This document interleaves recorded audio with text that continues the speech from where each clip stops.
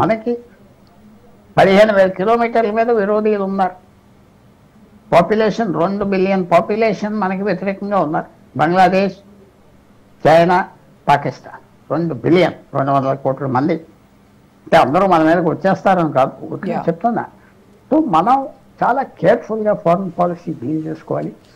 ఒక్క మనిషి మీద ఆధారపడిపోతే మంచిదా, ఒక మనిషి డామినేట్ చేసాడు జయశంకర్ అని కూడా ఆలోచన వస్తుంది. బాగా చేస్తున్నాడు వదిలేద్దామంటే ఎలాగా ఫారెన్ పాలసీ. సో ఇవన్నీ భారతదేశం అంత హ్యాపీ ప్లేస్లో లేదు. అంటే ఈ చైనా డామినెన్స్ కనుక మనం కౌంటర్ చేయడానికి మన దేశంలో ఉన్నటువంటి ఈ యూత్ వర్క్ ఫోర్స్ కావచ్చు, అలాగే మ్యానుఫ్యాక్చరింగ్ క్యాపబిలిటీస్ కావచ్చు, ఇవి ఎలాంటి రోల్ ప్లే చేస్తాయంటారు? చాలా ఇంపార్టెంట్ రోల్. మన మ్యానుఫ్యాక్చరింగ్ కంట్రీ అవ్వలేకపోతున్నాం కదా చైనా లాగా. చైనా దగ్గర స్కిల్ ఉన్నది. చైనా అమెరికానే తరివేసింది కదా మ్యానుఫ్యాక్చరింగ్. చైనా అమెరికాని తరివేసింది. ఇవాళ కార్ ఫ్యాక్టరీలు, ఫోన్ ఫ్యాక్టరీలు, స్టీల్ ఫ్యాక్టరీలు, షిప్ బిల్డింగ్ ఫ్యాక్టరీలు అంతా చైనాకి వెళ్ళిపోయినాయి కదా. ఇవాళ మ్యాగ్నెట్స్, రేర్ అర్త్స్ అన్నీ చైనాకి వెళ్ళిపోయింది. చైనా దగ్గర ఆ స్కిల్ ఉన్నది. మ్యానుఫ్యాక్చరింగ్, ఇంజనీరింగ్, కన్స్ట్రక్షన్ అంటే చైనీస్ వరల్డ్ సూపర్ ఎక్స్పర్ట్స్ అని చూపెట్టారు. ఆ స్కిల్ ఉన్నది వాళ్ళ దగ్గర. పూర్వం నుంచి వచ్చిన స్కిల్. మీరు ఒకటి మర్చిపోకూడదు, భారతదేశం, చైనా, జపాన్, కొన్ని పార్ట్స్ అరబిక్ దేశాలు వీళ్ళకే స్క్రిప్ట్ ఉన్నది. 2000 సంవత్సరాలు, 3000 సంవత్సరాలు, 4000 సంవత్సరాల క్రితం స్క్రిప్ట్ అంటే రాత. తర్వాత ఇంగ్లీష్ వచ్చింది, తర్వాత ఈ భాషలు వచ్చింది. ఇదంతా ఒక మాట్లాడుకోవాలంటే చాలా కష్టం. ఎక్కడైతే రైస్ పెరిగే వరి పండించేవారో మీరు చైనా పీకింగ్ నుంచి తిన్నగా కరాచీ వరకు లైన్ రాస్తే దానికి సౌదర్న్ సైడ్ ఒక పోర్షన్ ప్రపంచంలో వాళ్ళు అడ్వాన్స్గా ఉన్నారు.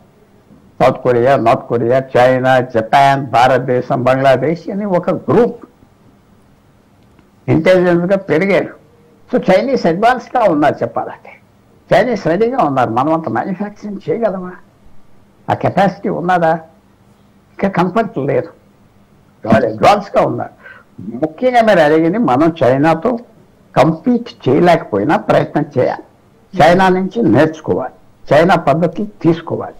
చైనాలో డెమోక్రసీ లేదు, మన దగ్గర ఎక్సెసివ్ డెమోక్రసీ ఉంది. దేశం న్యూస్ పేపర్ ఓపెన్ చేస్తే ఫ్రంట్ పేజ్ ఎక్కడైనా చిప్స్ గురించి రాశారా? ఎక్కడైనా టెక్నాలజీ మీద ఉన్నదే ఫ్రంట్ పేజ్?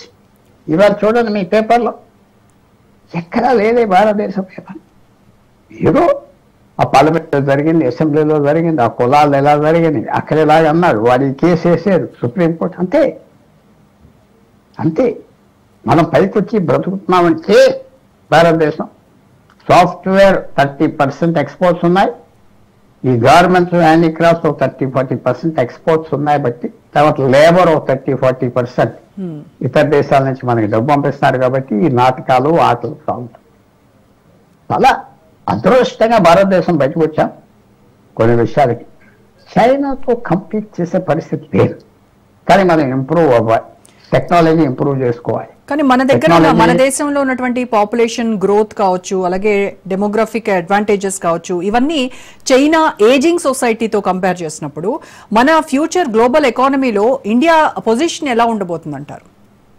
అది పెద్ద డెమోగ్రఫీలో మనకి జనం ఎక్కువ ఉన్నారంటే జనం దగ్గర డబ్బులు లేకపోతే ఉపయోగం లేదు కదా, ప్రొడక్టివిటీ లేకపోతే ఉపయోగం లేదు కదా. స్కిల్స్ ఉంటాయి కదా, స్కిల్స్ ఉండేదా ఉపయోగం లేని స్కిల్స్ కదా. 40-50% పల్లెటూరులో ఉండి ఏం పని చేస్తున్నారు? సేమ్ వరి వేస్తున్నారు, 2000 సంవత్సరాల క్రితం సేమ్ గోధుమలు వేస్తున్నారు. కొత్త టెక్నాలజీ లేదు. ఎక్కడో ఆక్వా కల్చర్ కోస్టల్ ఆంధ్రాలో అక్కడక్కడ వచ్చింది అడ్వాన్స్. మిగతాది ఏమొచ్చింది చెప్పండి? మీరు ఆంధ్రప్రదేశ్, తెలంగాణలో చూస్తున్నారు. కొత్త క్రాప్స్ ఏమైనా తీసుకొచ్చారా చెప్పండి? ఎక్కడా రాలేదు. హై వాల్యూ క్రాప్స్ తీసుకొచ్చారా? లేదు. వరి పెంచాం, వరి పెంచుతున్నాం. పోలవరం డ్యామ్ అంటారు, కాళేశ్వరం డ్యామ్ అంటారు, వరి పెంచుతున్నాం. వరి 5,000-6,000 సంవత్సరాల పంట సర్ప్లస్ ఉన్నది ప్రపంచంలో. ఎకరానికి ₹1,00,000 అమ్మకం వస్తుంది సంవత్సరానికి. అంతే 50,000, 70,000, 20,000-30,000 లాభం. ఒక ఫుడ్ గార్డెన్కి ఎంత వస్తుంది? ఒక ఎరికనక్ గార్డెన్, కాఫీకి ఎంత వస్తుంది? టీకి ఎంత వస్తుంది? స్పైసెస్కి, ఫ్లవర్స్కి అదేం లేదు. మరి వెనకపడ్డామని చెప్తున్నా. ఎందుకంటే మన దగ్గర దాహం, నీరు డ్యామ్ పెట్టాం, నీరు వచ్చింది అని పల్లెటూరులో తిరిగితే వరి వేసుకుంటున్నాం అంటారు. It's old crop, dead crop. So మార్పు కావాలి. ఆ మార్పు తెచ్చేది అది కలపలేదు. అది చైనాతో మనం కంపీట్ చేయడం కష్టం. చైనా మన సిస్టమ్ లేదు, ఇలాగా excessive democracy, coral some arguments ఏం లేవు. అక్కడ చాలా సింపుల్గా ఉంటారు. వాళ్ళ దేశం అంతా 97% ఒకే భాష మాట్లాడతారు, మ్యాండరిన్. ఒకే తిండి తింటారు. బట్టలు మార్చుకున్నారు, పేర్లు మార్చుకున్నారు, కానీ పద్ధతి 2005 సంవత్సరాల పద్ధతి అదే.